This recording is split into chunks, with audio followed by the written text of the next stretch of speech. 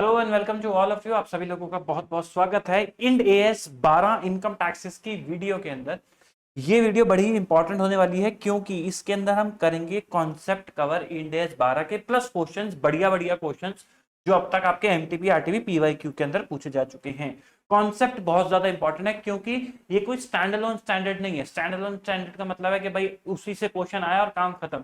ये इंटरलिंक्ड है भैया। इसका यूज कंसोल में भी होगा, इसका यूज रिवैल्यूएशन के टाइम पे भी होगा इंड एएस 16 के, और इसका यूज 21 के टाइम पे भी होगा। जब आप रीट्रांसलेट करते हो तो वहां पे भी डेफर्ड टैक्स इंप्लीकेशंस आ जाते हैं। तो इसलिए टैक्स बेस को, इन सब चीजों को समझना बड़ा ज्यादा जरूरी है।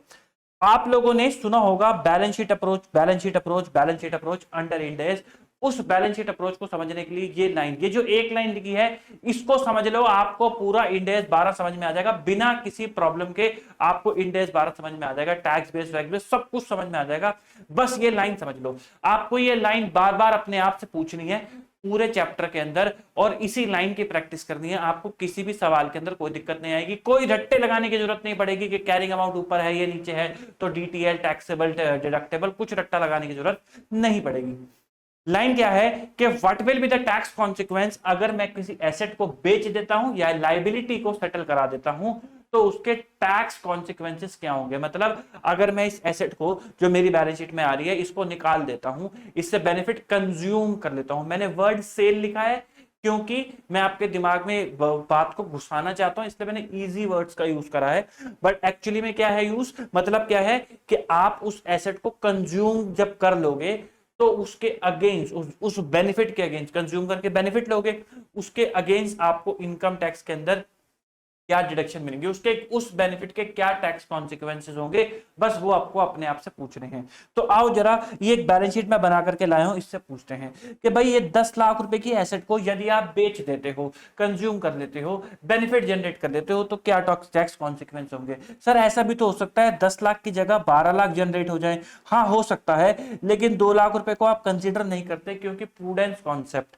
सर ऐसा भी तो हो सकता है 10 लाख की जगह 8 लाख ही हम करवा पाए, बाकी 2 लाख नहीं करवा पाए। हाँ बेटा ऐसा भी हो सकता है, बट 2 लाख रुपए फिर आपका इंपेयरमेंट बन जाएगा।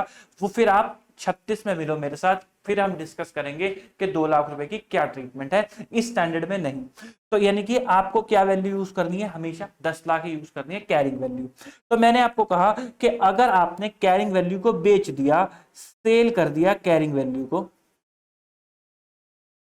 तो बताओ क्या होगा। जब बेटा आप इसको 10 लाख की बेचोगे तो एसेट बेचने के पे आपको टैक्स पर भरना पड़ेगा। इनकम टैक्स क्या देगा, इनकम टैक्स आपको डिडक्शन देगा। इनकम टैक्स कह रहा है कि भाई हमारे पास ये 8 लाख रुपए की डब्ल्यूडीवी आ रही है इस एसेट की, वो आप माइनस कर लो और 2 लाख रुपए पे आप टैक्स पे कर दो। आप यही करते हो, सेल प्रोसीड्स माइनस कर देते हो ग्रॉस ब्लॉक में से, और जो वैल्यू आ रही होती है उस पर टैक्स पे कर देते हो। टैक्स के अंदर यही ट्रीटमेंट है। तो बस यही आपका डेफर्ड टैक्स है। इसको, क्योंकि आपको 2 लाख रुपए पे टैक्स पे करना है, इसको बोल देते हैं टैक्सेबल डिफरेंस, इसको बोल देते हैं टैक्स बेस, और ये तो है आपका कैरिंग अमाउंट ही। तो इसका मतलब टैक्स बेस क्या हो गया, टैक्स बेस हो गया किसी एसेट के लिए कि आपको उस एसेट से जो बेनिफिट जनरेट हो रहे हैं उसके अगेंस्ट क्या डिडक्शन मिलेगी, वो उस एसेट का टैक्स बेस हो गया। अभी आगे बहुत सारे एग्जांपल्स हैं, उनके थ्रू भी समझेंगे। पहले फील समझ लो कि फील क्या लेनी है।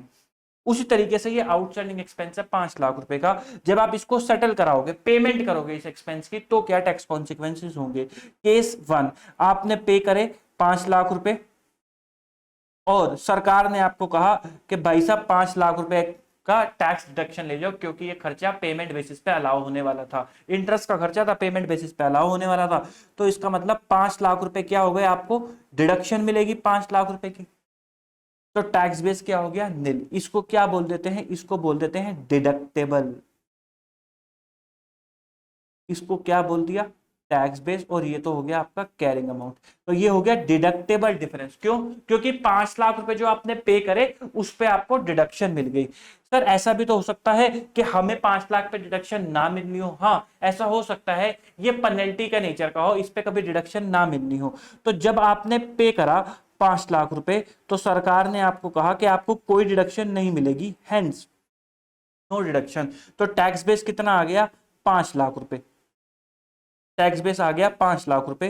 तो ये तो चलो कुछ आया ही नहीं। इसको क्या बोल देते हैं, टैक्स बेस, इसको क्या बोल देते हैं, कैरिंग अमाउंट।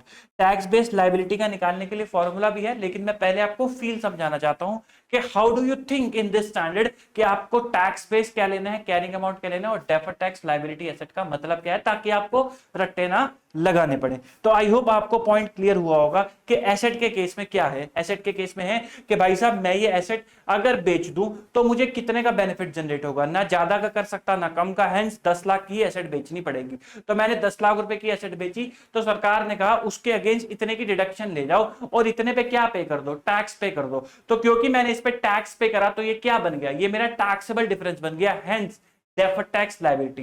क्योंकि 8 लाख रुपए की आपको डिडक्शन मिली, वो क्या है, टैक्स बेस है, और ये तो कैरिंग अमाउंट ही है।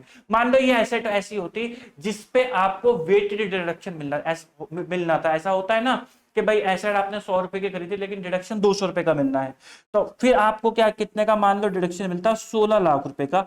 यहां पे क्या बच जाता, 6 लाख रुपए बच जाता। तो इस 6 लाख रुपए का मतलब क्या होता कि भाई साहब 10 लाख के अगेंस्ट 16 लाख की डिडक्शन मिल गई, 6 लाख रुपए एडिशनल मिल गए। तो ये क्या हो गया, ये हो गया डिडक्टेबल डिफरेंस। क्या हो गया, डिडक्टेबल डिफरेंस। इस पे क्या बनाते, इस पे बनाते डेफर्ड टैक्स एसेट, आप इस पे बना करके चलते। लायबिलिटी, लाइबिलिटी के बारे में कैसे सोचना है कि भाई जब लाइबिलिटी को पे करोगे, फील लेनी है, लाइबिलिटी को मैं पे करूंगा तो टैक्स कॉन्सिक्वेंसेस क्या होगा।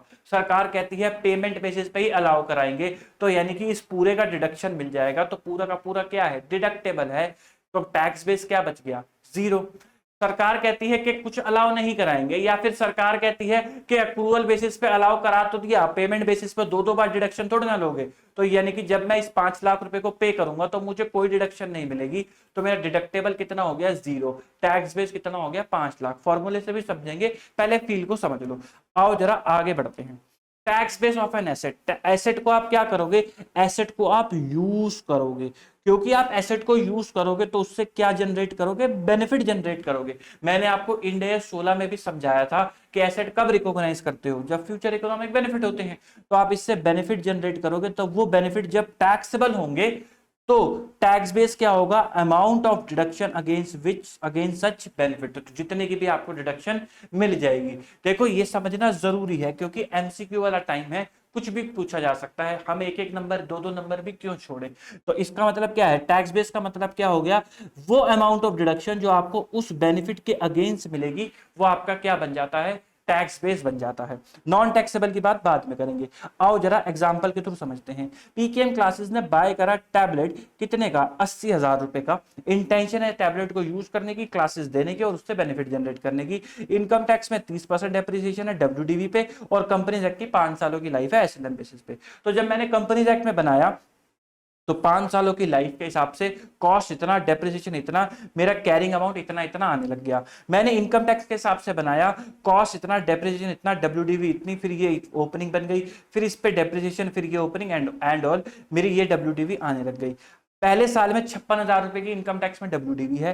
64,000 का अगर मैं एसेट बेच देता हूं, 64,000 का यदि मैं एसेट बेच देता हूं, तो मुझे इनकम टैक्स कितनी डिडक्शन देगा, इनकम टैक्स बोलेगा ये 64,000 रुपए यहां से माइनस कर दो, 64 माइनस 56 जो भी बने उस पर टैक्स पे कर दो। तो मैंने कहा कि 64,000 में से 56,000 माइनस हो जाएंगे, हेंस 8,000 पे टैक्स पे करना पड़ेगा। तो ये क्या बन गया, ये बन गया टैक्सेबल डिफरेंस। इस पे क्या बनाओगे, इस पे बनाओगे DTL बना करके चलोगे। अगले साल जब मैं आया, 48,000 का ही एसेट बिक सकता है, उसके अगेंस्ट इनकम टैक्स मुझे 39,200 की डिडक्शन देगा। तो 8,800 मेरा क्या बन गया, मेरा बन गया टैक्सेबल डिफरेंस, हेंस DTL मेरा यहां पर पे निकल करके आएगा। फिर 32,000 मैंने अगले साल बेच पाऊंगा एसेट को, उसके अगेंस्ट इनकम टैक्स मुझे कितने डिडक्शन देगा, 27,440 की डिडक्शन देगा, हेंस 4560 क्या हो गया, मेरा टैक्सेबल डिफरेंस निकल करके आ गया मेरा 4560 का। इस पे भी मैं क्या बनाऊंगा, DTL। अगले साल मैं सिर्फ 16,000 ही निकाल पाऊंगा एसेट को बेच के, लेकिन इनकम टैक्स इस 16,000 के अगेंस्ट 19,208 की डिडक्शन दे रहा है। 19,208 की डिडक्शन ज्यादा डिडक्शन दे रहा है, यानी कि आपका टैक्स बच रहा है। तो हेंस क्या निकल कर आया, डिडक्टेबल डिफरेंस। इस पे क्या बनाओगे, डेफर्ड टैक्स एसेट बनाओगे। आई होप आपको फील समझ आ रही होगी कि भाई इतने की एसेट बिकेगी, उसके अगेंस्ट इतने का खर्चा मिल जाएगा, इतने पे टैक्स देना पड़ेगा, देयरफॉर डीटीएल। इतने की एसेट बिकेगी, उसके अगेंस्ट इतने का खर्चा मिल जाएगा, उस तो इतने पे टैक्स देना पड़ेगा, हेंस डीटीएल। इतने की एसेट बिकेगी, उसके अगेंस्ट इतने का डिडक्शन मिल जाएगा और उसके अगेंस्ट इतने पे टैक्स देना पड़ेगा, हेंस डीटीएल। और यहां पर 16 का बिकेगा लेकिन डिडक्शन 19 की मिलेगी, हेंस आपको ज्यादा डिडक्शन मिल रही है, डिडक्टेबल हो गया, तो देयरफॉर डीटीए। यहां पर तो देखो एसेट नहीं है लेकिन तब भी डिडक्शन मिल रही है, हेंस डिडक्टेबल, तो क्या बन जाएगा, डीटीए। लाइबिलिटी की बात करते हैं तो लाइबिलिटी एक अराइज होती है एक्सपेंस से और एक अराइज होती है इनकम से। भाई या तो आप एंट्री डाल रहे होते हो expense account debit to outstanding expense, वो लाइबिलिटी में जाता है। दूसरा आप डाल रहे होते हो bank account debit to advance income, यदि कोई इनकम आपको एडवांस में मिल गई तो ये भी लाइबिलिटी के अंदर जाता है। तो यदि एक्सपेंस है तो आप उस एक्सपेंस को क्या करोगे, सेटल करोगे, पेमेंट करोगे। तो उसके लिए फॉर्मूला क्या दे रखा है, उसके लिए फॉर्मूला दे रखा है carrying amount minus amount of deduction. इसको मैं फील से भी कराऊंगा, फॉर्मूले से भी कराऊंगा, बट थोड़ा सा फॉर्मूले को भी समझना है क्योंकि एमसीक्यू आ सकते हैं। तो इसके लिए क्या बोला है टैक्स बेस के लिए कि भाई कैरिंग अमाउंट में से क्या माइनस कर दो, कितने की डिडक्शन आपको फ्यूचर के अंदर मिल जाएगी वो माइनस कर दो, तो वो आपका क्या निकल कर आ जाता है, टैक्स बेस। एडवांस इनकम पे बाद में आएंगे, आओ जरा पहले ये सवाल करते हैं। इन ए लिमिटेड बुक, या उससे पहले 5 लाख वाले पे आओ जरा। ये राजी, पहले केस के अंदर आपने कहा था कि सर पूरे के पूरे 5 लाख की डिडक्शन मिल जाएगी, तो मैंने आपको फील से समझाया, मैंने कहा 5 लाख रुपए पे करेंगे, पूरे के पूरे 5 लाख की डिडक्शन मिल जाएगी, तो पूरा का पूरा डिडक्टेबल हो गया, हेंस टैक्स बेस क्या हो गया, निल हो गया। अब मैं आपको समझाऊंगा फॉर्मूले से, तो मुझे जरा बताओ, टैक्स बेस निकालो। यहां पर कैरिंग अमाउंट 5 लाख रुपए का माइनस फ्यूचर डिडक्शन कितनी है, 5 लाख रुपए की ही सर डिडक्शन मिल जाएगी, तो 5 लाख रुपए माइनस कर दिए, हेंस टैक्स बेस कितना आ गया, निल। यहां पर आपने बोला था कि सर कोई भी डिडक्शन नहीं मिलेगी क्योंकि पेनल्टी है, तो मैंने कहा 5 लाख रुपीज का कैरिंग अमाउंट आ रहा है, उस पर कोई भी डिडक्शन नहीं मिलेगी, हेंस ये जीरो, तो देयरफॉर टैक्स बेस कितना हो गया, 5 लाख रुपीज का मेरा टैक्स बेस हो गया। तो मैंने यहां पे लिखा फॉर्मूले से कि भाई साहब 5 लाख रुपए क्या मेरा कैरिंग अमाउंट है, माइनस क्या कर दो, फ्यूचर में कितनी डिडक्शन मिलेगी, फ्यूचर में जी जीरो डिडक्शन मिलेगी, हेंस टैक्स बेस कितना आ गया, 5 लाख रुपए का। अब आओ मेरे एग्जांपल पे, ए लिमिटेड की किताबों में कुछ एक्सपेंस आ रहा है मार्च 2024 में, आउटस्टैंडिंग एक्सपेंस है कितने का, 1 लाख रुपए का। 3 केसेस हैं, पहला अक्रूवल बेसिस पे डिडक्टेबल है, दूसरा पेमेंट बेसिस पे डिडक्टेबल है, तीसरा कोई भी डिडक्शन अवेलेबल नहीं है। पहला अक्रूवल की बात करते हैं, तो जब आपने खर्चा बुक करा एक्सपेंस टू आउटस्टैंडिंग एक्सपेंस, आपने टैक्स में खर्चा भी तभी ले लिया। तो मुझे जरा बताओ कैरिंग अमाउंट कितना आ रहा है, 1 लाख रुपए का कैरिंग अमाउंट आ रहा है, पहले फील से करके देखते हैं। 1 लाख रुपए का कैरिंग अमाउंट आपका आ रहा है, बताओ अक्रूवल बेसिस पे ऑलरेडी डिडक्शन आप ले चुके हो, जब पेमेंट करोगे तो क्या दोबारा डिडक्शन ले जाओगे, सरकार बेवकूफ लगती है क्या आपको। तो 1 लाख रुपए की आपको कोई डिडक्शन नहीं मिलेगी, तो मैंने कहा कोई भी डिडक्शन नहीं मिलनी, हेंस टैक्स बेस कितना हो गया, 1 लाख रुपीज का टैक्स बेस हो गया। आओ जरा फील से समझते हैं, फॉर्मूले से समझते हैं। फॉर्मूला कहता है कैरिंग अमाउंट, इसमें से माइनस कर दो क्या, फ्यूचर की डिडक्शन, फ्यूचर में कितनी डिडक्शन मिलनी है, जीरो, तो देयरफॉर कितना आ गया, 1 लाख रुपीज। आओ केस नंबर 2, केस नंबर 2 में कहता है पेमेंट बेसिस पे आपको मिलेगा। पेमेंट बेसिस पे बोले तो कि अब आपके पास 1 लाख रुपए खड़ा हुआ है, जब आप पे करोगे आपको डिडक्शन मिल जाएगी, हेंस फ्यूचर में पूरी की पूरी डिडक्शन मिल जाएगी, तो 1 लाख रुपए डिडक्टेबल हो गया, टैक्स बेस कितना हो गया, जीरो मेरा टैक्स बेस हो गया। फॉर्मूले से भी कराओ, 1 लाख रुपए का कैरिंग अमाउंट हो गया, माइनस कर दो क्या, फ्यूचर में कितनी डिडक्शन मिलेगी, फ्यूचर में मिलेंगी आपको 1 लाख रुपए की डिडक्शन, तो टैक्स बेस हो गया आपका निल, और ये आ गया आपका डिडक्टेबल डिफरेंस। मैं आपको एक मजे की बात बताऊं, आओ जरा इसको रीड करो मेरे साथ, इसे कहते हैं कॉन्सेप्ट। भाई साहब आपने बोला कि कैरिंग अमाउंट में से वो वाला अमाउंट हटा दो जिसकी डिडक्शन मिलनी है, कैरिंग अमाउंट में से वो वाला अमाउंट अगर हटा दिया जिसकी डिडक्शन मिलनी है, तो क्या बच गया, जिसकी डिडक्शन नहीं मिलनी, जिसकी डिडक्शन नहीं मिलनी, यानी कि टैक्स बेस ऑफ लाइबिलिटी को अगर कोई हिंदी में पूछे, शादी ब्याह में आपसे कोई पूछ ले, बड़े चार्टर्ड अकाउंटेंट बनते फिरते हो, हमें जरा बताओ टैक्स बेस ऑफ लाइबिलिटी का मतलब क्या है, तो आप ये थोड़ा ना समझाने बैठोगे कैरिंग अमाउंट माइनस, तो आप उसको हिंदी में क्या बोलोगे, आप कहोगे टैक्स बेस ऑफ लाइबिलिटी का हिंदी में मतलब ये है कि कैरिंग अमाउंट का वो पोर्शन जिसकी कोई डिडक्शन नहीं मिलनी, वो मेरा टैक्स बेस ऑफ लाइबिलिटी है। आओ जरा इसको पढ़ के देखते हैं हिंदी में समझ आता है कि नहीं। 1 लाख रुपए में से 1 लाख आप 1 लाख रुपए को सपना देख रहे हो कि साहब तेरी डिडक्शन मिलेगी, सरकार ने कहा इसकी कोई डिडक्शन नहीं मिलेगी, तो 1 लाख में से 1 लाख की डिडक्शन नहीं मिलेगी, हेंस 0 की डिडक्शन मिलेगी। 1 लाख में से वो अमाउंट माइनस कर दो जिसकी कोई डिडक्शन नहीं मिलनी, पूरे के पूरे 1 लाख की डिडक्शन मिलनी है, हेंस टैक्स बेस कितना आ गया 0, तो पूरे की पूरी डिडक्शन मिलनी है। This is how you read कि टैक्स बेस क्या है for an asset for an liability. Similarly case 3 बिल्कुल सेम है कि जिसमें आपको पेनल्टी है और कोई भी डिडक्शन नहीं मिलनी। अब बात करते हैं इनकम की। भाई साहब एडवांस इनकम के केस के अंदर क्या है कि आपने इनकम रिसीव कर ली है, आपने क्या एंट्री डाल दी है, bank account debit to advance income, और आप एडवांस इनकम को कहां लेके चले गए हो, बैलेंस शीट के अंदर आप लेके चले गए हो। ये क्या बोलते हैं, ये कहते हैं कैरिंग अमाउंट। टैक्स बेस का मतलब क्या है, कैरिंग अमाउंट माइनस वो वाला अमाउंट जो टैक्सेबल नहीं है, वो आप हटा दो, तो यानी कि कैरिंग अमाउंट का वो पोर्शन जो टैक्सेबल है इन फ्यूचर पीरियड, वो क्या बन जाता है, वो मेरा टैक्स बेस बन जाता है, क्योंकि कैरिंग अमाउंट में से आपने वो वाला अमाउंट हटा दिया जो टैक्सेबल नहीं है, अब कौन सा अमाउंट बच गया जो टैक्सेबल है, तो यानी कि टैक्स बेस का मतलब क्या हो गया, कैरिंग अमाउंट का वो पोर्शन जो टैक्सेबल है। आओ जरा ये रहा कि सेम केस है 1 लाख वाला ही, बस आपको वो इनकम रिसीव्ड इन एडवांस करके पढ़ना है, राखी की आउटस्टैंडिंग एक्सपेंस। तो पहले कैरिंग अमाउंट कितना आ रहा है, 1 लाख रुपए का आ रहा है, उसने बोला कि कब कैसे टैक्सेबल होगी ये 1 लाख की इनकम, अप्रूवल बेसिस पे। तो जब आपने इनकम रिसीव करी तो टैक्स नहीं पे करा, फ्यूचर में अब आप टैक्स पे करोगे, यानी कि फ्यूचर का अमाउंट कितना टैक्सेबल है, 1 लाख रुपए। तो देख लो जी टैक्स बेस कितना आ गया, फ्यूचर अमाउंट टैक्सेबल 1 लाख रुपए। सर फॉर्मूले से भी बताओ, कैरिंग अमाउंट 1 लाख रुपए माइनस फ्यूचर का वो अमाउंट जो टैक्सेबल नहीं है, तो वो कितना है 0, क्योंकि अप्रूवल बेसिस पे तो सारा ही टैक्सेबल है।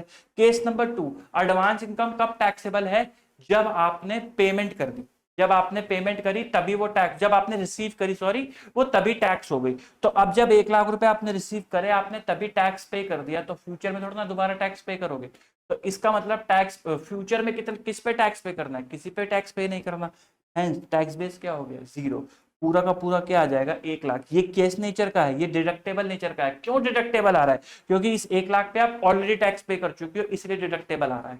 फॉर्मूले से भी बताओ, कैरिंग अमाउंट आ गया 1 लाख रुपए का, माइनस कर दो कौन सा अमाउंट जिसमें से आपको कोई भी टैक्स पे नहीं करना, फ्यूचर में आपको 1 लाख पे टैक्स पे नहीं करना क्योंकि आप रिसिप्ट बेसिस पे कर चुके हो, तो वो मैंने माइनस कर दिया, तो ये आपका फॉर्मूले से भी निकल करके आ गया। आई होप आपको फील और फॉर्मूला दोनों समझ में आया होगा। अगर आइटम का कोई एसेट और लाइबिलिटी है, उसकी सेल या सेटलमेंट पे कोई भी टैक्स कॉन्सिक्वेंसेज नहीं है, तो टैक्स बेस क्या हो जाता है उसका, कैरिंग अमाउंट। तो टैक्स बेस क्या हो जाता है उसका, कैरिंग अमाउंट, और कैरिंग अमाउंट आपको क्या लेना है, without any Ind AS adjustment. Example के तौर पे ये एक ट्रेड रिसीवेबल है, ईसीएल इस पे बना हुआ है 500 रुपए का, ईसीएल बोले तो वो जो आप इंडेस 109 में बनाते हो, 9500 की इसकी वैल्यू है। एक लोन है 85,000 का, इसमें से 20,000 रुपए ईआईआर के टाइम पे ट्रांजेक्शन कॉस्ट आप माइनस कर चुके हो, और जिसको आप इनकम टैक्स में अलाउ भी करा चुके होगे। तो ट्रेड रिसीवेबल की बात करते हैं, 9500 का कैरिंग अमाउंट है। क्या ट्रेड रिसीवेबल पे कोई टैक्स कॉन्सिक्वेंसेज है, द आंसर इज नो, कोई टैक्स कॉन्सिक्वेंसेज नहीं है। पैसा मिलेगा तो टैक्स थोड़ी ना पे करने लग जाओगे, तो क्योंकि टैक्स कॉन्सिक्वेंसेज नहीं है, तो इसका कैरिंग टैक्स बेस क्या हो गया, कैरिंग अमाउंट, लेकिन नॉन इंडेस वाला। तो कैरिंग 9500 के अंदर इंडेस एडजस्टमेंट क्या हो रखी है, ये 500 की हो रखी है, तो वो मैंने ऐड बैक कर दी, 10,000 आ गया।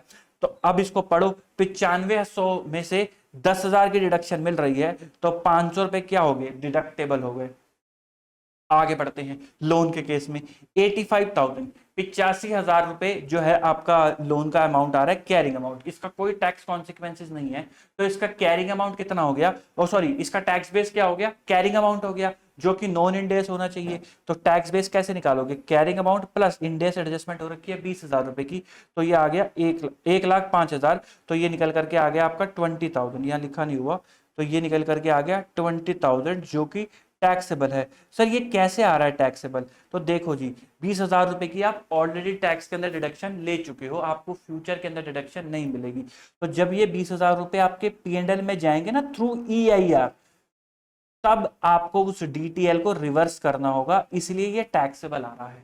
ठीक है, अभी क्रिएशन आ रहा है क्योंकि आपने आज ही डिडक्शन ले ली, फ्यूचर में नहीं मिलेगी, फ्यूचर में ना मिलने की वजह से टैक्स ज्यादा आएगा, इसलिए टैक्सेबल आ रहा है। ठीक, आगे बढ़ते हैं। ग्रेचुटी का प्रोविजन बनाया 1,00,000 रुपए का, लेकिन आपको अलाउ कब होगा? पेमेंट बेसिस पे। तो कैरिंग अमाउंट कितना हो गया? 1,00,000 रुपए का। प्रोविजन क्या है? लायबिलिटी। तो लायबिलिटी वाली सोच रखो कि क्या है, जब इस 1,00,000 रुपए को पे करेंगे तो फ्यूचर में कितना टैक्स पे डिडक्शन मिलेगा? पूरा का पूरा 1,00,000 रुपए, हेंस टैक्स बेस कितना हो गया? निल। सर फॉर्मूले से भी कराओ, 1,00,000 रुपए का कैरिंग अमाउंट माइनस जितनी फ्यूचर में डिडक्शन मिलनी है जो कि है 1,00,000 रुपए, हेंस टैक्स बेस कितना हो गया? निल। ये है समरी रट्टे के लिए। भाई जिसको रट्टा लगाना हो तो वो लगा लेना कि भाई एसेट की वैल्यू अगर कैरिंग ज्यादा है, टैक्स बेस कम है तो टैक्सेबल, कैरिंग कम है, टैक्स बेस ज्यादा है तो डिडक्टेबल। अकॉर्डिंगली आप पढ़ के रट्टा लगा सकते हो। इंस्टीट्यूट में चार्ट भी दे रखा है, आप उसको भी रेफर कर सकते हो। या फिर ऐसे सोच सकते हो कि 100 रुपए की एसेट बेची, 80 की डिडक्शन मिल गई, 20 रुपए पे और टैक्स पे करना है, देयरफॉर टैक्सेबल। 100 रुपए की एसेट बेची, 110 की डिडक्शन मिल गई, 10 रुपए पे एडिशनल डिडक्शन मिल गई, देयरफॉर डिडक्टेबल। 100 रुपए की डिडक्शन मिलनी चाहिए थी, सरकार ने कहा 80 की डिडक्शन ना मिलेगी, सिर्फ 20 की ही डिडक्शन मिलेगी, देयरफॉर जिसकी डिडक्शन मिल रही है देयरफॉर डिडक्टेबल। 100 रुपए की डिडक्शन मिलनी चाहिए थी, सरकार ने कहा ना तो 100 की देंगे और इसके ऊपर 10 रुपए और माइनस कर देंगे ब्याज के, तो अब आपको 100 की वजह से 110 की डिडक्शन नहीं मिलेगी, तो 10 रुपए पे एक्स्ट्रा टैक्स जाएगा, देयरफॉर टैक्सेबल। नहीं तो आप इसको समझ भी सकते हो जैसे मैंने आपको समझाया। ठीक, रट्टा लगाना तो कोई दिक्कत वाली बात नहीं, आप रट्टा भी लगा सकते हो। क्वेश्चन पढ़ते हैं। ए लिमिटेड प्रिपेयर कर रहा है अपनी financial statement, income tax rate कितना है तो उस पर 20%। केस नंबर 1 है कि उसने इन्वेस्टमेंट खरीदी है 45 करोड़ की, इक्विटी मेथड लगाया है, जिसकी फेयर वैल्यू कितनी आ रही है? मार्च 2002 के अंदर वैल्यू आ रही है 75 करोड़ की। आपको बताना है डेफर्ड टैक्स इंप्लीकेशन। तो कैरिंग अमाउंट कितना आ रहा है? 75 करोड़। मुझे बताओ जब ये इन्वेस्टमेंट आप बेचोगे तो आपको इनकम टैक्स क्या अमाउंट अलाउ करेगा इसके अगेंस्ट, क्या डिडक्शन अलाउ करेगा इसके अगेंस्ट? सर जितने की कॉस्ट है, कॉस्ट कितने की है? 45 करोड़ की, तो ये 45 करोड़ आपको अलाउ हो जाएंगे। आप क्या 30 करोड़ क्या निकल कर आ गया? टैक्सेबल। 75 में से 45 गए, 30 बचे, 30 पे क्या देना होगा? टैक्स देना होगा, देयरफॉर टैक्सेबल। ठीक है, देयरफॉर टैक्सेबल। केस नंबर 2 की बात कर लेते हैं। हेड ऑफिस की एक बिल्डिंग है जो रिवैल्यूएशन मॉडल पे है, जिसकी वैल्यूएशन क्या आ रही थी? 40 करोड़ और टैक्स के अंदर वैल्यू आ रही थी 22 करोड़। 2 करोड़ का डेप्रिसिएशन डाल दिया बुक्स के अंदर, 1.25 करोड़ टैक्स के अंदर, फिर रीवैल्यू कर दिया 45 करोड़ के अंदर। आपको टैक्स डीटीए की कॉन्सिक्वेंसेस बतानी है। तो एक बात बता दूं मैं आपको डीटीए के बारे में, डेफर्ड इंड AS 12 कहता है कि डेफर्ड टैक्स को जोन सी ट्रांजैक्शन जन्म देती है, वो जहां जा रही होती है डेफर्ड टैक्स भी पीछे पीछे चलता है, मम्मी पापा के पीछे पीछे चलता है डेफर्ड टैक्स। अगर ट्रांजैक्शन P&L के अंदर जा रही होगी तो डेफर्ड टैक्स भी पीछे पीछे P&L के अंदर चला जाएगा। अगर ट्रांजैक्शन OCI के अंदर जा रही होगी तो डेफर्ड टैक्स भी पीछे पीछे OCI के अंदर चला जाएगा। और अगर ट्रांजैक्शन इक्विटी के अंदर डायरेक्ट जा रही होगी तो डेफर्ड टैक्स भी उसका डायरेक्ट इक्विटी के अंदर चला जाएगा। जब आप कंपाउंड फाइनेंशियल इंस्ट्रूमेंट रिकॉग्नाइज करते हो तो आप एक कंपोनेंट इक्विटी का भी रिकॉग्नाइज करते हो। उस इक्विटी पे जो भी डेफर्ड टैक्स इंप्लीकेशंस होते हैं वो डायरेक्ट इक्विटी के अंदर रिकॉग्नाइज होते हैं। हमने इस पे एक वीडियो भी बना रखी है, अगर आपको ज्ञान लेना हो तो आप वहां से भी ले सकते हो। एनीवे, तो यहां पर जो रिवैल्यूएशन होगा एसेट का, उस रिवैल्यूएशन पे जो भी डेफर्ड टैक्स इंप्लीकेशन होगी वो कहां जाएंगी? जहां रिवैल्यूएशन जाएगा। रिवैल्यूएशन कहां जाता है? ओसीआई में, तो देयरफॉर डेफर्ड टैक्स कहां जाएगा? उसका ओसीआई के अंदर चला जाएगा। आओ जरा पहले निकालते हैं। भाई कैरिंग अमाउंट कितना आ रहा है? 45 करोड़ का आ रहा है।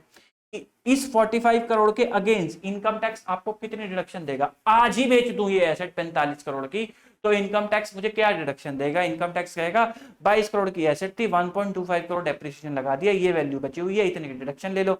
तो 45 करोड़ के टैक्स एसेट बेची, इतने की डिडक्शन ले ली, इतने रुपए पे टैक्स पे करना पड़ गया, तो therefore DTL and taxable difference. तो आपको इतने का डीटीएल बना करके चलना पड़ेगा।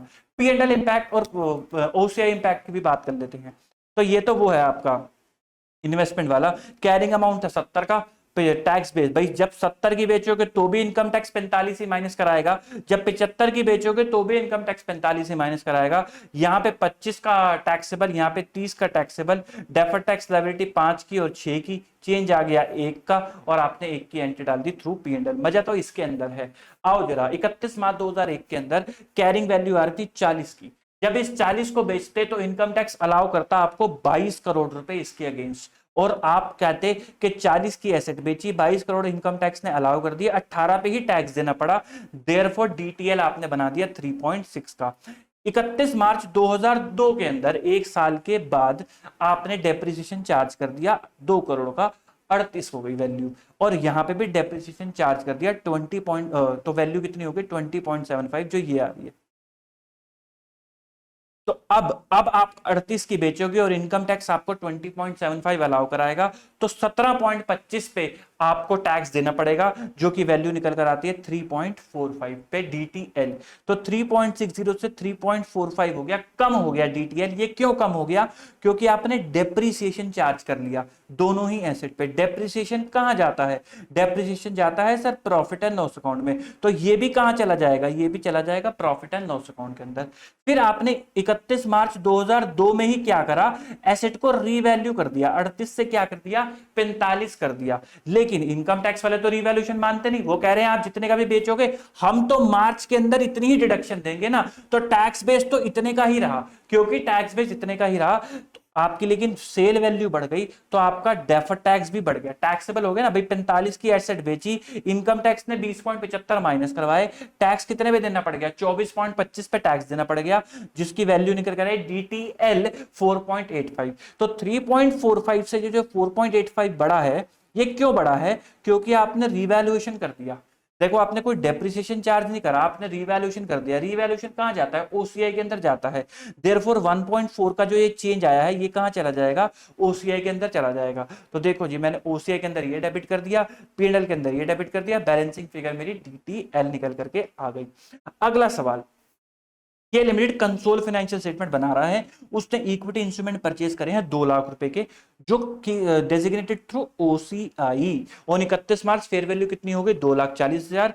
टैक्स कहता है कि भाई हम तो आपको 2 लाख की ही डिडक्शन देंगे, कोई अनरियलाइज गेन वेन की हम डिडक्शन नहीं देते। अच्छा, कैरिंग अमाउंट कितना है? 2,40,000, क्योंकि आपने फेयर वैल्यू कर दी। अगर आज ही एसेट को बेच दूं, इन्वेस्टमेंट बेच दूं, तो इनकम टैक्स कितने माइनस करवाएगा डिडक्शन के? 2 लाख रुपए। वो मेरा क्या हो गया? Tax base. तो 40,000 क्या हो गया? इस पे टैक्स देना पड़ेगा, therefore taxable, hence DTL 10,000 rupees का मेरा क्या आ गया? डीटीएल। अब ये क्यों आया है? क्योंकि आपका 40,000 रुपए, भाई इन्वेस्टमेंट तो आपने 2 लाख की ही खरीदी थी, लेकिन 40,000 रुपए आपके फेयर वैल्यू गेन आया, जो कि कहां जा रहा है? ओसीआई।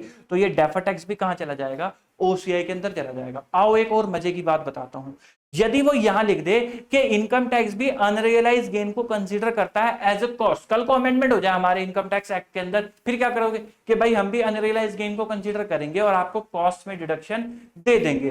तो पता है टैक्स बेस चेंज हो जाएगा, फिर आपका टैक्स बेस 240 हो जाएगा। तो this is how concept work. ठीक है, आगे बढ़ते हैं।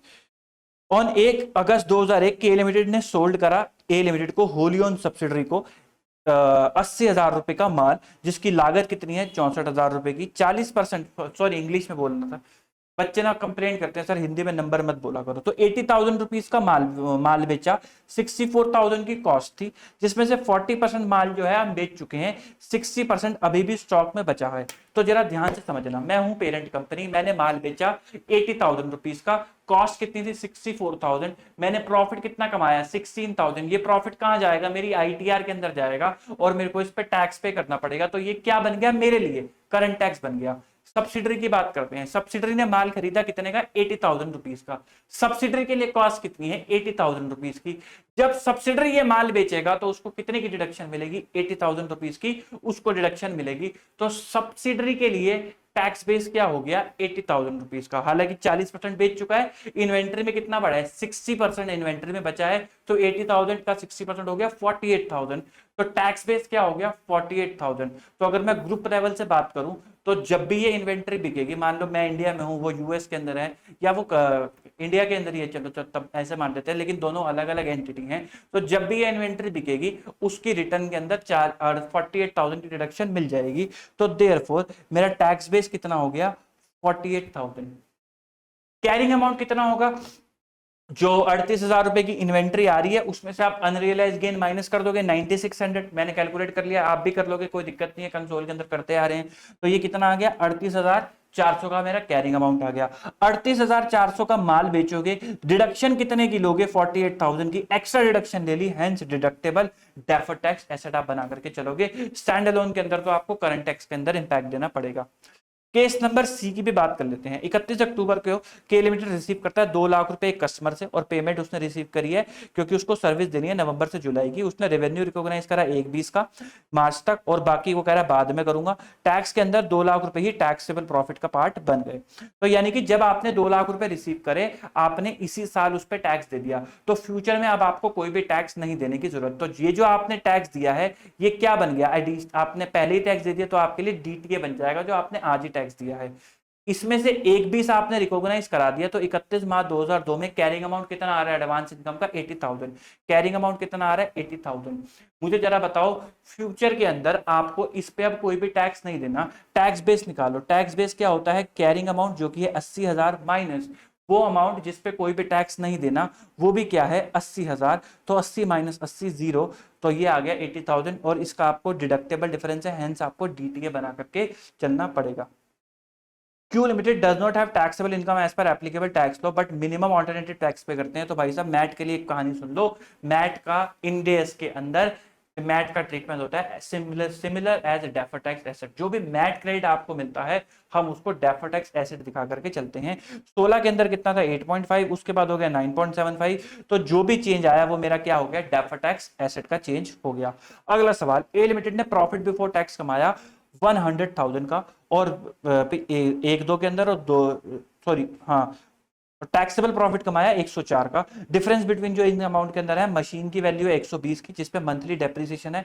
फरवरी के अंदर मशीन खरीदी, तो फरवरी और मार्च 2 महीने का डेप्रिसिएशन, टैक्स के अंदर 6 महीने का डेप्रिसिएशन मिल गया। मशीन की लाइफ 10 साल है, और एक डोनेशन दिया 8,000 की, जिसपे आपको कोई भी डिडक्शन नहीं मिलेगा। आपको टैक्स रिकंसिलिएशन स्टेटमेंट बनानी है। तो टैक्स रिकंसिलिएशन स्टेटमेंट का मतलब क्या होता है, तो देखो हाँ मैंने P&L बनाया होगा यहाँ पे, ये रहा। तो देखो जो आप टैक्स एक्सपेंस कैसे निकालते हो, आप कहते हो current tax plus deferred tax, ये आपका टोटल टैक्स एक्सपेंस होता है, जो कि इस सवाल के अंदर आ रहा है 27। तो अगर कोई शेयर होल्डर 27 को डिवाइड करेगा 100 से और इंटू 100 कर दे, तो वो कहेगा यार 27% का टैक्स रेट आना चाहिए, बट एक्चुअली में कंपनी पे लग रहा है 30% का टैक्स रेट। तो वो कंपनी से पूछता है कि भाई साहब ये क्या बसट कर रखी है तुम लोगों ने, 27% कैसा आ रहा है, कौन सी चोरी कर रहे हो। तो हमें उसे समझाना पड़ता है कि जो 27 से 30 का डिफरेंस है ये क्यों है, इसलिए हमें इफेक्टिव टैक्स रीको का डिस्क्लोजर देना पड़ता है। वही डिस्क्लोजर आपसे मांगा है कि ये कैसे बनेगा। तो आओ जरा, पहले मैंने निकाला taxable profit. Taxable profit although given था, बट मैंने फिर भी आपकी कैलकुलेशन के लिए निकाल दिया, जो कि आया 104। 104 का 25% निकाला, करंट टैक्स आया 26। तो देखो मैंने 26 को करंट टैक्स में लिख दिया।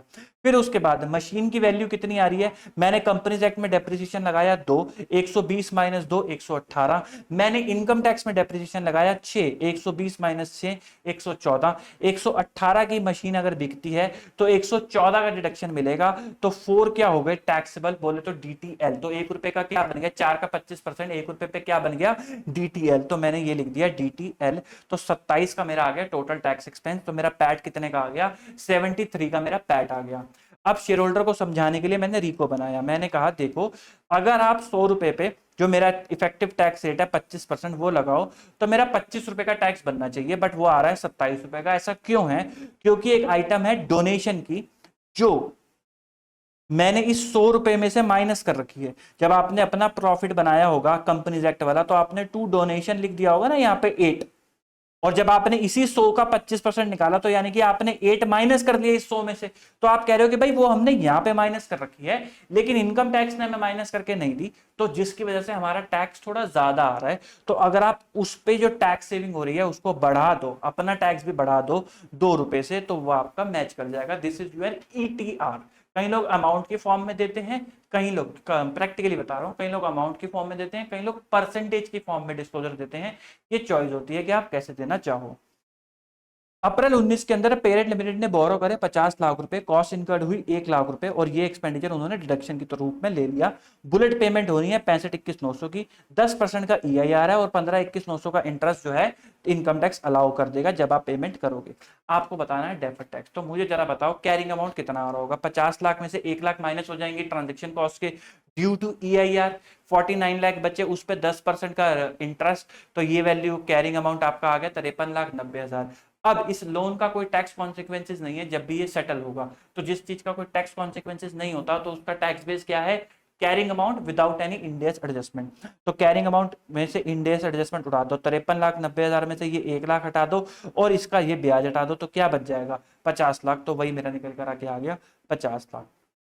तो 3,90,000। तो भाई साहब देखो ये लाइबिलिटी है, 53,90,000 की डिडक्शन मिलनी चाहिए थी, जिसमें से 50 लाख की नहीं मिल रही। कितने की मिल रही है, 3,90,000, hence deductible. Mahadev limited has block of asset जिसकी रिटर्न डाउन वैल्यू कितनी है, 5 लाख रुपीस की है 1 अप्रैल 2022 को फॉर टैक्स पर्पसेस। ठीक है। The book value of the asset वो भी 5 लाख है, डेप्रिसिएशन चार्ज करा 20% का, बोथ अकाउंटिंग एंड टैक्स के अंदर।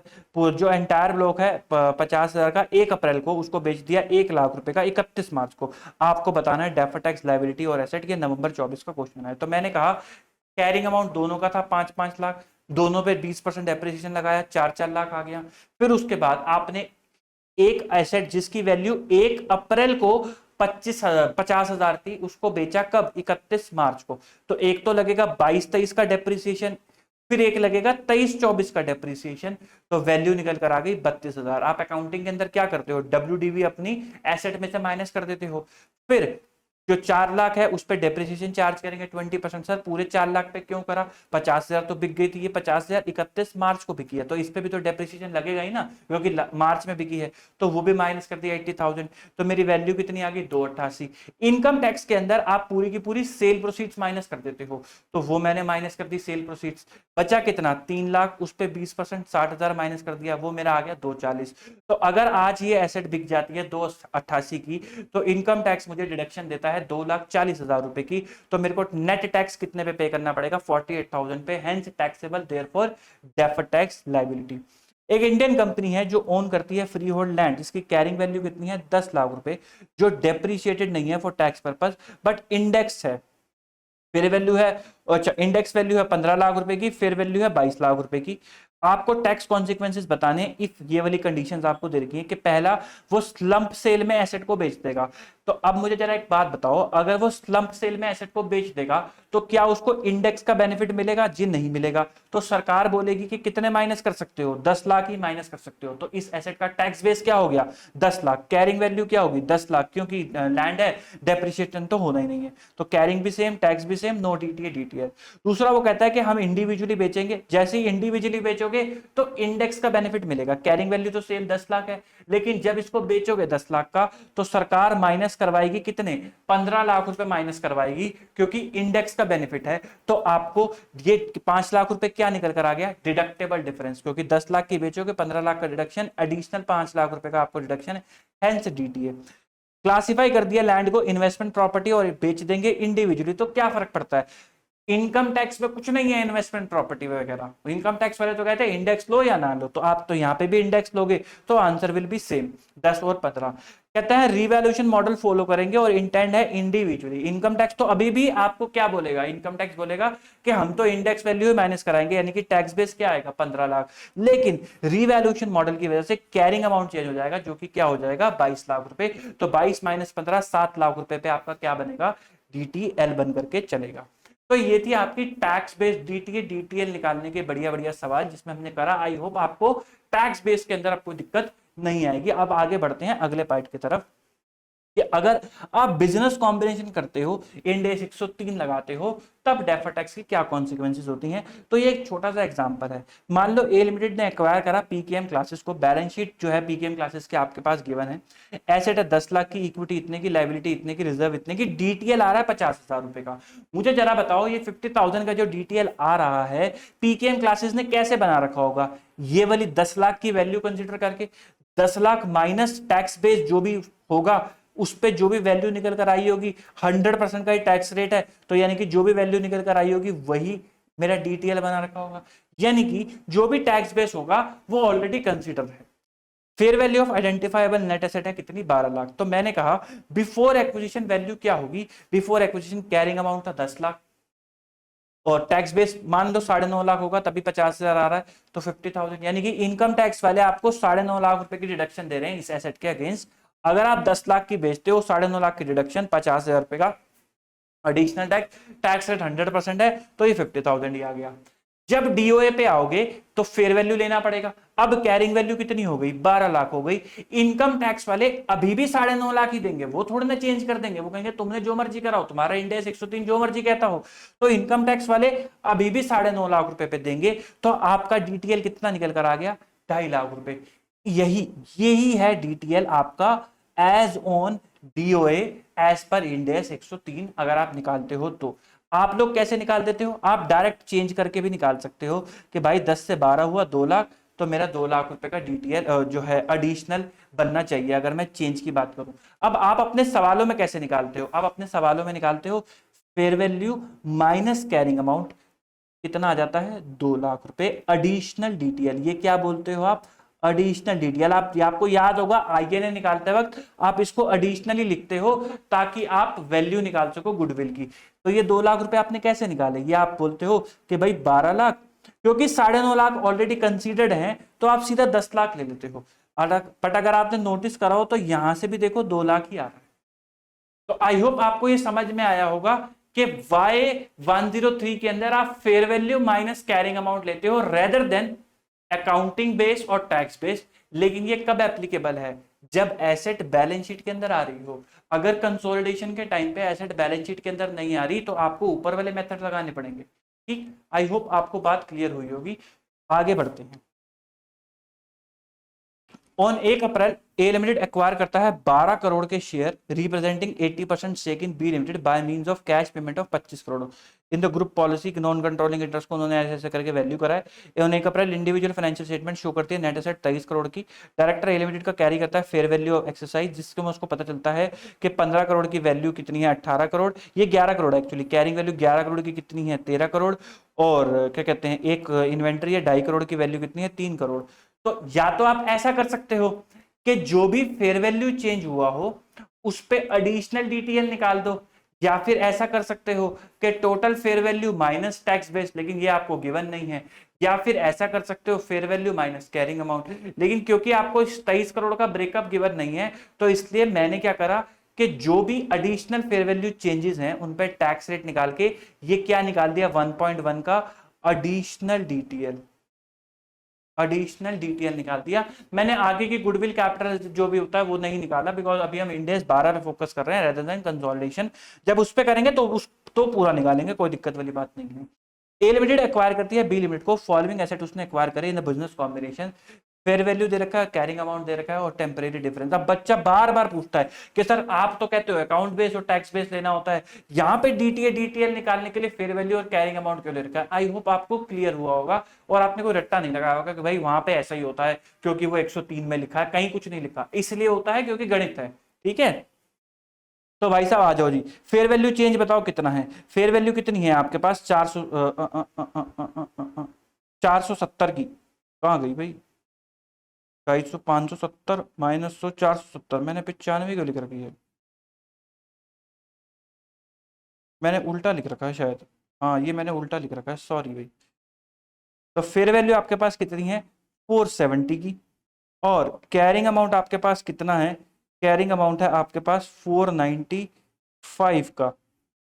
तो ये आपका डिडक्टेबल बन गया, क्या बन गया, डिडक्टेबल बन गया, कितने का, 25 का। इस पे क्या बनाओगे, DTA आप बना करके चलोगे, जो भी आपका टैक्स का रेट होगा। ये मैंने उल्टा लिख रखा है, या तो फिर ये उल्टा लिखा हुआ है। ठीक, तो ये आप, तो मैंने वो ठीक कर दिया। तो fair value minus carrying amount, fair value कितने की थी, 470 की थी फेयर वैल्यू, वो ले ली, और कैरिंग अमाउंट कितना था 495 का, वो मैंने ले लिया। तो मेरा 25 का क्या बन गया, डिडक्टेबल डिफरेंस बन गया। डेफर्ड टैक्सेस ऑन लीजेस की भी बात कर लेते हैं। तो लीजेस के अंदर आप आरओयू रिकॉग्नाइज करते हो, लीज लायबिलिटी। आरओयू क्या है? एक तरीके की एसेट है, तो एसेट वाली सोच लगाओ। लीज लायबिलिटी क्या है? लायबिलिटी है, लायबिलिटी वाली सोच लगाओ। आओ जरा, एस लिमिटेड ने एक मशीन लीज पे ली 5 सालों के लिए, present value of lease liability 120 निकल कर आई, 8% का डिस्काउंट रेट है। आरओयू खड़ा करा, आरओयू की जो लाइफ है 5 साल लेनी है, 30 करोड़ की पेमेंट कर दी है, और जो है पेमेंट ऑफ रेंट के बेसिस पे आपको रिडक्शन अलाउ होगी। आरओयू की बात करते हैं, 120 का खड़ा करा, आरओयू 1 साल का डेप्रिसिएशन लगाया, 4 साल की लाइफ बची है, 96 की वैल्यू है। तो जब आप इस 96 को बेचने जाओगे तो आपको सरकार कितनी डिडक्शन देगी? कहेगी क्या है आरओयू, हमें ना पता कुछ भी, तो आपको डिडक्शन मिलेगी 0। तो देयरफॉर 96 क्या हो गया? टैक्सेबल। इस पे क्या बनाओगे? 96 पे आप बनाओगे डीटीएल। 96 पे आप क्या बनाओगे? डीटीएल। और सिमिलरली इस पे आप क्या बनाओगे? लाइबिलिटी के केस में आप बोलोगे 120 की लाइबिलिटी थी, 30 करोड़ की पेमेंट करी, और 120 पे 8% से ब्याज बुक करा, कैरिंग वैल्यू आ गई 99.6। जब इसकी पेमेंट करने जाओगे तो सरकार आपको कोई डिडक्शन नहीं देगी। सॉरी, जब आप इसकी पेमेंट करने के लिए जाओगे 99.6 की, जब आप पेमेंट करने जाओगे तो आपको लीज रेंट की पेमेंट पे आपको वो मिल जाएगा डिडक्शन। तो देयरफॉर 99.6 आपका डिडक्टेबल बन जाएगा। तो हेंस टैक्स बेस क्या हो गया? 0। तो यहाँ पे क्या बन जाएगा आपका? डीटीए। वो मैं गलती से आरओयू वाला बोल गया था कि आपको कोई डिडक्शन नहीं देगी। मैं रिपीट कर देता हूँ भाई साहब, आरओयू आपकी एसेट है, एसेट की कैरिंग वैल्यू कितनी आएगी? 120, 1 साल का डेप्रिसिएशन माइनस करके 96। जब 96 बेचोगे तो आपको कितने की डिडक्शन मिलेगी? 0। तो वो मैंने माइनस कर दी, हेंस 96 पे टैक्स देना पड़ेगा, देयरफॉर डीटीएल। जब लीज लायबिलिटी की बात करोगे तो इसकी कैरिंग अमाउंट कितना आएगा? 99.6। लेकिन आपको पेमेंट बेसिस पे, जो कि आप ये 30-30 करोड़ की पेमेंट कर रहे हो, इस पे आपको डिडक्शन मिल जाएगी। तो देयरफॉर इस पूरे के पूरे 99.6 पे आपको डिडक्शन मिल जाएगी। तो आपका ये पूरा का पूरा क्या हो गया? डिडक्टेबल हो गया। हेंस डीटी ए यहां पर पे आप बना करके चलोगे। अब बात कर लेते हैं शेयर ऑप्शन की। शेयर बेस्ड पेमेंट जो है, देखो वो क्या है? वो आपकी कोई लायबिलिटी तो होता नहीं है, तो क्योंकि वो तो एक रिजर्व है। तो यहां पर पीछे इंस्टीट्यूट ने सॉल्यूशन रिवाइज कर दिया था, तो मैं करेक्ट और रॉन्ग दोनों बना करके लाया हूं। आपको कौन सा फॉलो करना है? जो आईसीए वाला रॉन्ग सॉल्यूशन है वो फॉलो करना है। पी लिमिटेड ग्रांट करता है 1 करोड़ शेयर ऑप्शन 4 करोड़ के, subject to 2 year vesting period. Income tax allow करता है एक्सरसाइज डेट की इंट्रेंसिक वैल्यू के हिसाब से डिडक्शन। 31 मार्च को इंट्रेंसिक वैल्यू कितनी थी? 1.6 की, और मार्च 2003 में कितनी थी? 4.6 की। Increase in fair value of the option not forcible जो है मार्च 2002 में। अब आपको टैक्स कॉन्सिक्वेंसेज बताने हैं। तो कैरिंग अमाउंट कितना आएगा? नील। अब लाइक क्योंकि ये क्या कहते हैं, आपने शेयर इशू करने हैं, तो आप टैक्स बेस कैसे निकालोगे? कैरिंग अमाउंट माइनस फ्यूचर की कितनी डिडक्शन मिल जाएगी। तो उसने आपको बोला है इंट्रिंसिक वैल्यू कितनी है? 1.6। तो 1.6 डिवाइडेड बाय 2 कितना आ गया? 0.8। तो 0 माइनस 0.8, तो यहाँ पे आ गया माइनस 0.8। तो ये आपका डिडक्टेबल डिफरेंस निकल गया 0.8। अदरवाइज आप ऐसे भी सोच सकते हो कि भाई साहब 1.6 की डिडक्शन 2 सालों में मिलनी है, तो 0.8 की डिडक्शन इस साल तक मिलनी है, उस पर आप क्या बना दोगे? डीटीए। इंस्टीट्यूट ने क्या करा? उन्होंने कहा कि कैरिंग अमाउंट ले लो 0.8, टैक्स बेसिस का हो गया नील, तो उससे भी क्या आपका आ रहा है? 0.24 का डेफर्ड टैक्स एसेट, क्योंकि उससे कोई खास फर्क पड़ा नहीं। लेकिन हाँ, करेक्ट सॉल्यूशन ये है, ये आपको फॉलो करना है, ये वाला सॉल्यूशन आपको फॉलो करना है। Impact of dividend distribution. तो भाई साहब क्या होता है कि जैसे मैंने सब्सिडरी बनाई, एसोसिएट बनाई, जेवी बनाई, तो उनसे जो डिविडेंड डिस्ट्रीब्यूशन हो रहा है उसका डेफर्ड टैक्स इंपैक्ट क्या है? तो अगर आप कंट्रोल कर सकते हो उनकी डिविडेंड डिस्ट्रीब्यूशन की पॉलिसी, जो कि आप सब्सिडरी और ब्रांच में ही कर सकते हो, तो आप deferred tax asset create, deferred tax जो है क्रिएट करके नहीं चलोगे। लेकिन अगर आप कंट्रोल नहीं कर सकते तो आप डेफर्ड टैक्स को जो है क्रिएट करके चलोगे। सवाल पढ़ते हैं, उससे समझ में आ जाएगा। 1 अप्रैल को एबीसी लिमिटेड ने एक्वायर करा 100% शेयर एक्सवाईजी लिमिटेड के 4373 करोड़ के। 31 मार्च 2005 को एक्सवाईजी लिमिटेड ने प्रॉफिट कमाया 5 करोड़ का, जो भी अनडिस्ट्रीब्यूटेड है। Based on tax legislation in India, जो है टैक्स बेस्ड जो एक्सवाईजी का है इस ओरिजिनल कॉस्ट में, तो हमें पता ही है। एज डिविडेंड डिस्ट्रीब्यूशन टैक्स कितना है? 15%। आपको डेफर्ड टैक्स ट्रीटमेंट बतानी है। तो भाई साहब देखो, आप क्योंकि कंट्रोल कर सकते हो, since parent by definition control subsidiary, तो वो कंट्रोल कर सकता है reversal of this temporary difference. Therefore deferred tax on such temporary difference generally not provided unless it is probable that temporary difference reverse हो जाएगा foreseeable future के अंदर। Associate के केस की बात करते हैं, आपने एक्वायर करा 50% शेयर पीक्यूआई लिमिटेड का 1 जनवरी को 1000 करोड़ का, 31 मार्च 2005 में उसने प्रॉफिट कमाया 50 करोड़ का, जो अभी अनडिस्ट्रीब्यूटेड है based on the tax legislation, tax based investment का कितना है, उसके ओरिजिनल कॉस्ट 15% का रेट है। तो टैक्सेबल टेम्परेरी डिफरेंस जो है 50 का अराइज हुआ, लेकिन ABC does not completely control PQR, क्योंकि वो पोजीशन में नहीं है उसकी डिविडेंड पॉलिसी को। As a result, it cannot control the reversal of temporary difference. तो deferred tax is provided on temporary difference in investment in joint venture। तो आप deferred tax बना के करके चलोगे। तो मैंने आपको बताया कि भाई साहब अगर आप कंट्रोल कर सकते हो तो डू नॉट, और अगर कंट्रोल नहीं करते तो क्रिएट deferred tax या मेड deferred tax, जो भी आप बोलना चाहो। सब्सटेंशियली इनएक्टमेंट रेट, भाई अगर आपको कोई रेट के बारे में कंफ्यूजन है तो आप कैसे ट्रीटमेंट उसकी करोगे। तो अगर जो नया रेट है जो सरकार ला रही है वो सब्सटेंशियली इनएक्ट हो चुका है ऑन बैलेंस शीट डेट, तो आप नया रेट यूज करोगे, अगर नहीं हुआ तो आप ओल्ड रेट यूज करोगे और डिस्क्लोज करके चलोगे इंफॉर्मेशन नए रेट की, अगर वो मटेरियल है तो। क्वेश्चन पढ़ते हैं, ए लिमिटेड रिकॉग्नाइज करता है interest income in books on accrual basis, लेकिन कोई इनकम टैक्स जो हाउएवर फॉर इनकम टैक्स जो है उसको कैश बेसिस पे मानता है। 31 दिसंबर को इंटरेस्ट रिसीवेबल खड़ा था 10,000 का, टैक्स रेट वाज 25%। 28 फरवरी को फाइनेंस बिल आया और उसने टैक्स रेट चेंज कर दिया 30% पे, लेकिन वो इनैक्ट कब हुआ है, 21 मई को। तो सब्सटेंशियली इनैक्ट नहीं है, तो आप कौन सा रेट यूज करोगे, 25% का ये रेट यूज करोगे। तो देखो, it will not recognise deferred tax at 30% because on 31 December tax rate neither substantially enacted not enacted at the reporting date, वो 21 मई को हुआ है। An entity is finalizing its financial statement for the year ended 31 March 2002. Before 31 March 2002, government announce करती है tax rate was to be amended from 40 to 45% of taxable profit from June. The legislation amend जो हो जाती है, यानी कि उसने बोल दिया कि भाई सब्सटेंशियली इनैक्ट हो गया है तो आपको चेंज इन रेट को कंसीडर करना है। उस दिन हमारी डेफर्ड टैक्स एसेट और लायबिलिटी का बैलेंस इतना आ रहा है। कहता है डेफर्ड टैक्स एसेट में से 28,000 ऐसा टेम्परेरी डिफरेंस है जो रिवैल्यूएशन की वजह से है, हेंस ओसीआई में जाएगा, तो आपको वो चेंजेस अकॉर्डिंगली ट्रीट करने हैं। तो मैंने कहा एक है डिडक्टेबल, एक है taxable. Deferred tax asset liability आपको 80 और 60 की दे रखी है, वो मैंने ले ली। अब 40% के रेट से बना हुआ है, तो टेम्परेरी डिफरेंस कितना आ गया, 2 लाख और 1.5 लाख। अब इस 2 लाख में वो कह रहा है कुछ पीएनएल है कुछ ओसीआई है। ओसीआई उसने बोला था 80,000 है, डिवाइड बाय 40 पे, ये भी 40 पे बना हुआ है, हेंस 70। तो 2 में से 70 ओसीआई वाला है और 31 कितना है, पीएनएल वाला। तो बस आपके पास सारे नंबर्स आ गए, अब चेंज करना है। तो 70,000 का 45% नए रेट के हिसाब से आ गया 31,500।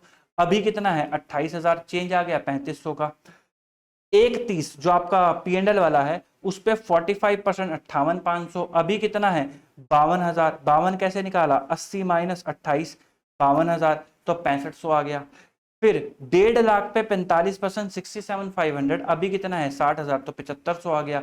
नेट चेंज कितना आ गया 2500 आ गया। एंट्री करी 3500 की अलग एंट्री कर दी और ये 6500 की एंट्री कर दी। 3500 की एंट्री करी, डीटीए को बढ़ा दिया 2 ओसीआई, क्योंकि ये ओसीआई वाला है। 6500 वाला पीएनएल वाला है तो 2 पीएनएल, और 7500 डेफर्ड टैक्स लायबिलिटी पीएनएल में ही जाता है, तो हेंस ये पीएनएल में चला गया। फिर जब आप डीटीए रिकॉग्नाइज करते हो तो आप हमेशा फ्यूचर इकोनॉमिक बेनिफिट की बात करते हो। हमने अब तक जितने भी डेफर्ड टैक्स की बातें करी, फ्यूचर इकोनॉमिक बेनिफिट की बात करी, तो इसलिए स्टैंडर्ड कहता है कि भाई हमेशा कॉशन रहना डीटीए को रिकॉग्नाइज करते वक्त कि फ्यूचर टैक्सेबल प्रॉफिट अवेलेबल है या नहीं है। अच्छा, इन फ्यूचर टैक्सेबल प्रॉफिट को चेक करने के लिए आप क्या करोगे, सबसे पहले प्रेफरेंस दोगे कि टैक्सेबल टेम्परेरी डिफरेंसेस होने चाहिए। अगर ये हैं तो कोई दिक्कत वाली बात नहीं है, जितने हैं उतने डेफर्ड टैक्स रिकॉग्नाइज नहीं करो, कोई दिक्कत वाली बात नहीं है। अगर ये अवेलेबल नहीं है तो आप चेक करो कि फ्यूचर की फोरकास्टिंग टैक्सेबल प्रॉफिट देती है या नहीं देती है। अगर ये भी अवेलेबल नहीं है तो चेक करो कि क्या कोई टैक्स प्लानिंग की अपॉर्चुनिटी है जिससे आप टैक्सेबल प्रॉफिट जनरेट करा सको और डेफर्ड टैक्स को रियलाइज करा सको। अगर ये तीनों ही नहीं है तो डेफर्ड टैक्स रिकॉग्नाइज नहीं होता, और अगर डेफर्ड टैक्स रिकॉग्नाइज नहीं होता तो हर साल आपको इन तीनों को चेक करना है। ये चेक करने के लिए कि क्या कोई अनरिकॉग्नाइज डेफर्ड टैक्स एसेट को रिकॉग्नाइज करने का समय आ गया है या नहीं। क्वेश्चन पढ़ते हैं, पीसी लिमिटेड इनकॉर्पोरेट हुआ 1 अप्रैल को, 31 मार्च 2021 को। टेम्परेरी डिफरेंस थे 1,24,000 के टैक्सेबल यानी कि डीटीएल वाले जो 4 सालों के लिए हैं, और डिडक्टेबल थे 80,000 वाले 5 सालों के लिए। तो हमने कहा, उसने कहा PC limited continue to make losses for the next 5 year, यानी कि स्टेप 2 जो है ये वाला फोरकास्टिंग वाला बेकार है, अपॉर्चुनिटी की इंफॉर्मेशन नहीं दी, ये भी बेकार है। तो आपको क्या यूज करना है, टैक्सेबल प्रॉफिट। वैसे भी प्रेफरेंस में सबसे पहले यही आता है। तो हमने कहा कि जब आप टैक्सेबल डिफरेंसेस को यूज करोगे 1/24 को 4 सालों में, तो आपके पास 31 बचेगा। जब आप डिडक्टेबल को यूज करोगे 5 सालों में 80 को, तो 16 और ये वाला 16 बच जाएगा, लेकिन इसके अगेंस्ट कुछ भी नहीं है। तो यानी कि इस पे नो डीटीए विल रिकॉग्नाइज। इन सब पे आपको डीटीए रिकॉग्नाइज करना अलाउड है। इनका टोटल बैठता है जो भी बैठता है 16 × 4, इसका 20% करोगे तो ये आपका डीटीए बन जाएगा। और डीटीएल तो आपको रिकॉग्नाइज करना ही है, कोई दिक्कत वाली बात नहीं है, 24,800 रुपए। ठीक, आई होप आपको ये रिकॉग्निशन वाला पार्ट क्लियर हो गया होगा। An entity has a deductible temporary difference of 50,000, which has no taxable temporary difference against which can be offset. Entity also not anticipating any future profit. लेकिन वो कह रहा है कि हम टैक्स प्लानिंग स्ट्रेटेजी लगाएंगे जिससे 60,000 कमा जाएंगे, लेकिन 12,000 का खर्चा है, टैक्स रेट है 30%। तो रिस्ट्रिक्शन किस पे लगाओगे? जितना बचा हुआ है, तो 60,000 कमाओगे, 12,000 का खर्चा है, नेट कितना कमाओगे? 48, उसका 30%, 14,400 का आप डेफर्ड टैक्स एसेट जो है रिकॉग्नाइज करके चलोगे, और आप रिकॉग्नाइज करके नहीं चलोगे। ब्रॉड फॉरवर्ड लॉसेस के केस के अंदर भी डेफर्ड टैक्स बनता है, क्योंकि इसकी आपको डिडक्शन मिलती है। इसका कैरिंग अमाउंट क्या है? 0। क्यों? क्योंकि ये रिकॉग्नाइज ही नहीं होता फाइनेंशियल स्टेटमेंट में। लेकिन टैक्स बेस के अंदर आपको डिडक्शन मिलती है, अमाउंट ऑफ डिडक्शन अवेलेबल, तो जिसकी वजह से क्या निकल कर आता है? डिडक्टेबल डिफरेंस, और इस पे क्या बनता है? डीटीए। लेकिन आपको फ्यूचर टैक्सेबल प्रॉफिट्स का ध्यान रखना पड़ता है फॉर ब्रॉड फॉरवर्ड लॉसेस। फिर बात कर लेते हैं ईटीआर की, जो आपको बनानी होती है। ईटीआर क्या बनानी होती है? जो मैंने आपको बताया कि भाई रिको का डिस्क्लोजर देना होता है।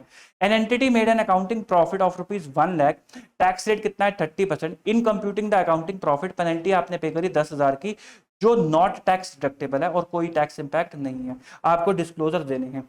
तो भाई साहब टैक्सेबल प्रॉफिट कितने हैं? 1 लाख रुपए के आपके अकाउंटिंग प्रॉफिट है, पेनल्टी डिसअलाउ होगी तो 1,10,000, 30% का टैक्स रेट 33,000 पे क्या आ गया? आपका करंट टैक्स आ गया। इंडल बनाओगे तो करंट टैक्स दिखाओगे 33,000 रुपए का, डेफर टैक्स की कोई आइटम है ही नहीं तो डेफर टैक्स दिखाओगे नहीं, तो करंट टैक्स आ गया आपका 33,000 रुपए का। फिर आप बनाओगे ईटीआर, क्योंकि शेयर होल्डर तो कहेंगे भाई 33% का टैक्स रेट कौन सी कंपनी पे लग रहा है, आप तो कहते हो कि 30 लगता है, तो 33 कहां से? तो हम उन्हें समझा रहे हैं, हम उन्हें कह रहे हैं कि देखो जनाब, अगर आप 1 लाख रुपए पे 30% लगाते हो तो 30,000 रुपए का टैक्स बनता है। हमने 33 दिखाया है, क्यों? क्योंकि एक परमानेंट डिफरेंस डोनेशन वाली आइटम है जो इस 1 लाख में माइनस है, लेकिन इस 33,000 में माइनस नहीं है, जिसकी वजह से टैक्स ज्यादा आ रहा है। तो आप इसका इंपैक्ट यहां से हटा दो ऐड बैक करके। क्यों ऐड बैक करना है? क्योंकि 1 लाख से आपने माइनस कर रखा है, लेकिन यहां नहीं कर रखा, तो अब क्या कर दो? Add back. तो मैंने इसको ऐड कर दिया 3,000 रुपए से, तो मेरा क्या निकल करके आ गया? मेरा रिको। अगर आपको परसेंटेज वाइज बनाने को बोले रिको, तो मैंने वो भी बना रखा है कि भाई आपके ऊपर एप्लीकेबल टैक्स रेट कितना है? 30% का। लेकिन अगर आप यहां से निकालो तो कितना आ रहा है? 33% का। तो क्यों आ रहा है? क्योंकि 3,000 की एक आइटम है, इन परसेंटेज टर्म 3% आता है, तो वो ऐड करके 33% बन जाता है। इन 2002 एंटिटी का अकाउंटिंग प्रॉफिट है अपनी जुरिस्डिक्शन में 1,500 का, पिछले साल था 2,000 का। कंट्री बी के अंदर है 1,500 का, पिछले साल था 500 का।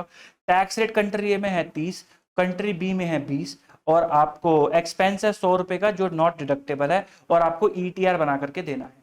तो 2002 2001 की बात कर लेते हैं। अकाउंटिंग प्रॉफिट कितने हैं 2002 के अंदर? बताओ 1,500 और 1,500 3,000, और 2001 के अंदर 2,000 और 500 2,500, तो 3,000 एंड 2,500 आपके ये अमाउंट आ रहे हैं अकाउंटिंग प्रॉफिट के।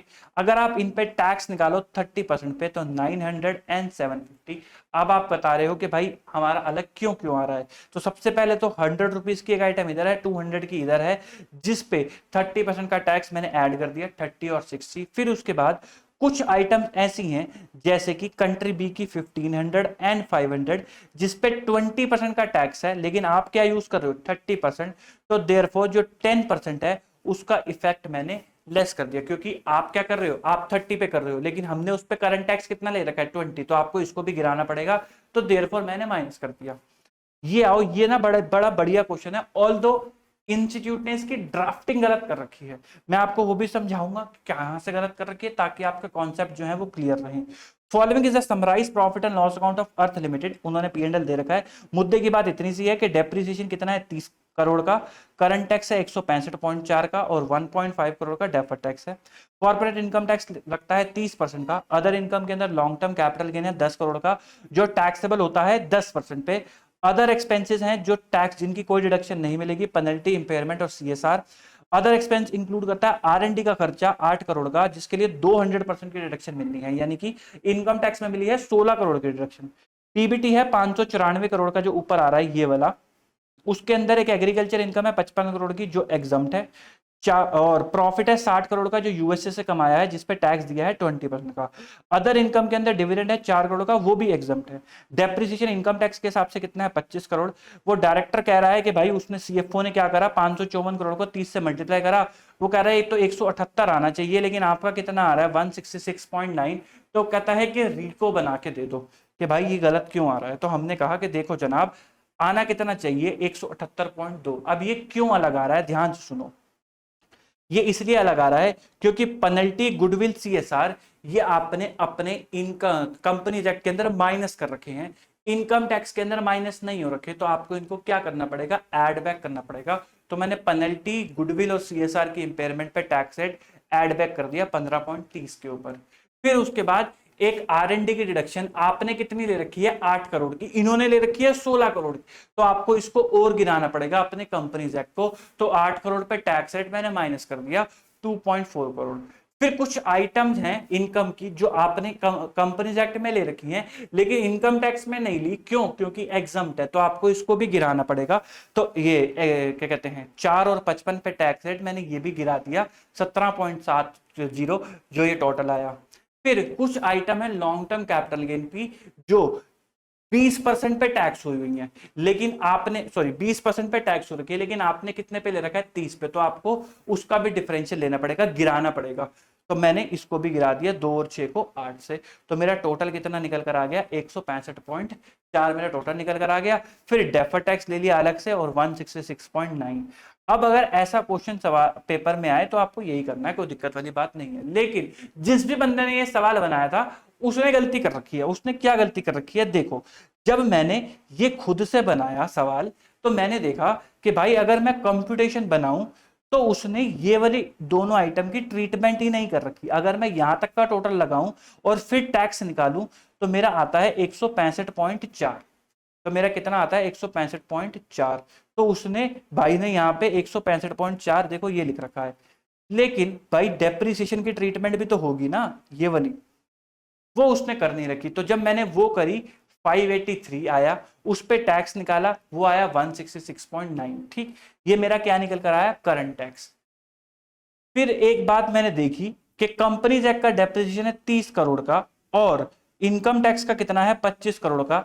इससे तो P&L क्रेडिट होना चाहिए, इससे तो डेफर टैक्स एसेट बनना चाहिए। तो उन्होंने क्या कर रखा है, उन्होंने 1.5 करोड़ P&L के अंदर डेबिट DTL बना रखा है, तो वो भी गलती थी। तो फिर मैंने 1.5 करोड़ माइनस करा और फिर मेरा टोटल टैक्स एक्सपेंस आ गया, ये है टोटल टैक्स एक्सपेंस 165.4।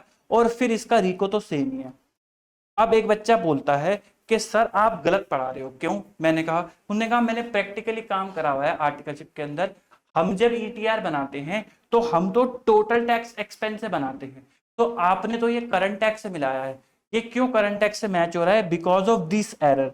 ये जो उन्होंने ये दो एक एरर कर रखी है ना, ये वाली और ये वाली, इस वजह से वो करंट टैक्स से मैच हो रहा है, अदरवाइज वो टोटल टैक्स से ही मैच होता। तो कल को आप प्रैक्टिकली काम करने जाओगे और ETR बनाओगे तो करंट टैक्स से मैच मत कर देना, वो टोटल टैक्स एक्सपेंस से मैच होता है, जो कि देखो यहाँ पे आ भी रहा है। अगर वो करेक्ट बनाते तो उनका यहाँ पे यह आता 166.9, यहाँ पे आता क्या 166.9 और माइनस 1.5 और यहाँ आता 165.4 और अल्टीमेटली सॉल्यूशन फिर सेम रहता। बट आपको कोई चेंज करने की जरूरत नहीं है। आप चाहो तो मैंने अब तक जो भी बोला उसे इग्नोर कर सकते हो, मैंने बस आपको ज्ञान के लिए बात बताई, वैसी कोई दिक्कत वाली बात नहीं है, बस मैंने आपकी इंफॉर्मेशन के लिए वो बताया। वाई लिमिटेड एक होली ओन सब्सिडरी है जो एक लॉस एडजस्टमेंट है, एडजस्टेड फॉर टैक्स पर्पस है 30 लाख रुपए। Unable to utilise this loss again the previous tax liability. Income tax act allow नहीं करता transfer of loss to other group, however it allow very to carry forward for future taxable profit. लेकिन director को लगता है कि भाई कोई भी फोर्सेबल फ्यूचर नहीं है इस प्रॉफिट्स का, तो आप कोई भी DTA रिकॉग्नाइज नहीं करोगे, क्योंकि ये वाली लाइन लिखी हुई है। Just before 31 March 2018, X limited committed itself to closing a division after the year end making a number of employ redundant, उसको प्रोविजन बनाना पड़ा कितने का, 20 लाख रुपए का अपनी बैलेंस शीट के अंदर। इनकम टैक्स अलाउ करता है deduction of for closure cost when closure actually takes place. तो in the year March 19 expect करता है टैक्सेबल प्रॉफिट होगा 20 लाख से ज्यादा और अपॉर्चुनिटी भी है 20 लाख से ज्यादा। तो जो आपने प्रोविजन बनाया है वो एक लाइबिलिटी है 20 लाख रुपए की, जिसपे आपको पूरी की पूरी डिडक्शन मिल जाएगी, hence deductible taxable tax base कितना आ गया, नील। सर फॉर्मूले से भी कराओ, तो फॉर्मूले से देखो जी, कैरिंग अमाउंट कितना आ गया 20 lakh minus amount of future deduction 20 lakh which is 0। तो आपका डिडक्टेबल डिफरेंस आ गया जिसपे आप बनाओगे क्या, DTA. During the year ended 31 March 2017 act limited ने कैपिटलाइज करके डेवलपमेंट कॉस्ट जो सेटिस्फाई करती है क्राइटेरिया इंडिया 38 के हिसाब से, ठीक है, 16 लाख की कैपिटलाइज करी। डेवलपमेंट बिगिन हुआ, इकोनॉमिक बेनिफिट उसने जनरेट करा जनवरी से, और डायरेक्टर जो है x limited estimate the project will generate future economic benefit. अब और जो इनकम टैक्स के अंदर डेवलपमेंट एक्सपेंडिचर फुल्ली डिडक्टेबल है, कोई दिक्कत वाली बात नहीं है। तो भाई साहब जो 16 लाख की है उस पर आपने डेप्रिसिएशन लगाया होगा जनवरी फरवरी मार्च का, किसकी कैरिंग वैल्यू आ रही है 15,20,000। आपने जब ये 16 लाख का खर्चा करा उन्होंने डिडक्शन दे दी, फ्यूचर के अंदर इस 15-20 के अंदर से क्या डिडक्शन मिलेगी, 0। तो क्या आ गया, टैक्सेबल 15,20,000, हेंस डीटीएल।